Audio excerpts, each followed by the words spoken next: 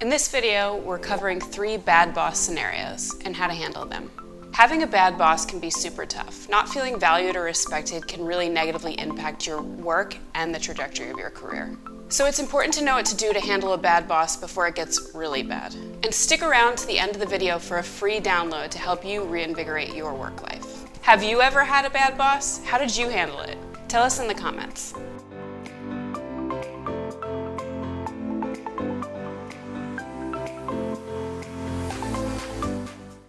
I'm Kayleen Cajeas, the Content Director here at Career Contessa. We're the only career site built for women. Be sure to like this video and subscribe to our channel. We drop videos weekly. If you've ever called your mom after a long day of work and uttered these 4 words, "I hate my boss," you're not alone. Hate is a strong word, so let's say you dislike your boss a lot. It's the worst to feel overwhelmed, unheard, or taken advantage of at work. Having a bad boss can make you feel pretty stressed and hopeless, but you don't need to throw in the towel just yet. There are certain ways to get through to your boss, and maybe your boss isn't that bad, she's just tough. Maybe you could even grow from the learning experience she's offering you, no matter how unappealing it may seem right now. Whatever your problem is with your bad boss, we've got you covered.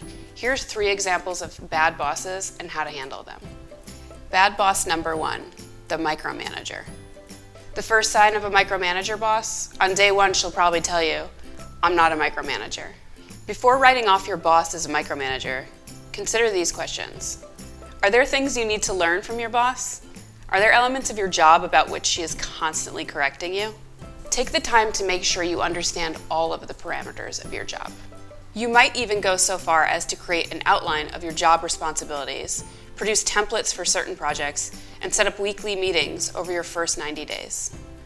Always ask questions and always over-communicate with a micromanager.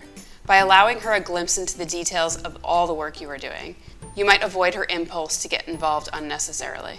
If your boss won't stop micromanaging you, it might be time to have a tougher conversation. Before speaking to your boss, take a moment to put yourself into her shoes. If you can pinpoint why the micromanagement is happening, you might find better solutions.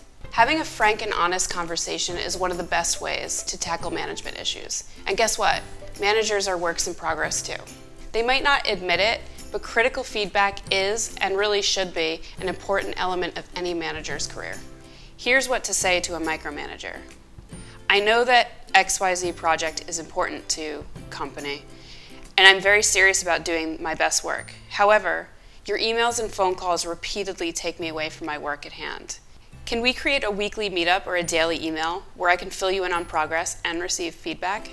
Assume that your manager is unaware that their micromanaging tendencies actually inhibit your ability to do your job. By bringing the issue to their attention, you're giving them a chance to be better and standing up for yourself in the process. Bad boss number 2, no empathy boss.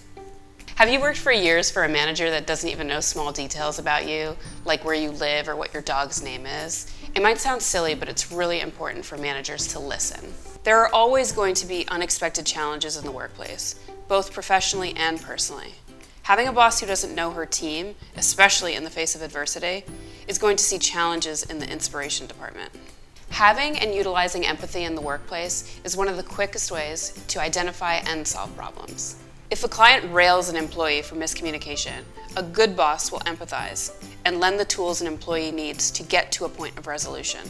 A boss who doesn't take the time to really know her team will see high turnover and low productivity. Here's what you can say to the non-empathizer boss. "I have been working at company for a period of time. I would love to get to know you better and better align our own goals. Do you think we could carve out time for a meeting or for a lunch at which to do so?" This conversation could be the beginning of a great professional relationship. Emotional intelligence is quickly becoming one of the most important soft skills in the workforce. By initiating the opportunity to learn more about one another, you're communicating the importance of empathy in your day-to-day and in your office culture as a whole. Bad boss number 3, blame game boss. Under bad leadership, mistakes often happen, and when these mistakes happen, guess who's not going to take the blame? That's right. The blame game boss is a leader who's quick to place the blame on anyone else's head. Everybody makes mistakes. No matter how much planning goes into any project, mistakes just happen. When you add in a bad leadership element, the mistakes are bound to be bigger. Instead of identifying the root of the problem, i.e., bad management, The blame game boss will find the individual responsible and dole out punishment.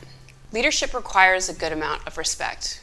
Fear-based leadership is kind of dumb. If you have a boss who constantly blames everyone and everything else, you might be able to get her to look deeper to see the real root of the problems, whatever it may be. With the blame game boss, you have to address the issue head on. Re-emphasize the team aspect of your work. You can say something like, I know there have been problems recently. I think that instead of blaming person or thing, we should, as a team, look at our communication issues and problem solve from there.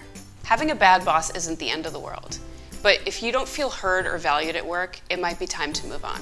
But at least you can make the decision knowing that you tried to fix the issue and that you confronted it head on. If you're feeling like you need a pick-me-up in the office, download our free guide to self-love at work. We teamed up with Girl Boss to give you the best self-love tips we have for you and for your career. That's linked in the description below. What are your tips for dealing with a bad boss? Tell us in the comments. Did you find this video helpful? Be sure to give us a like and subscribe to our channel. We drop videos weekly.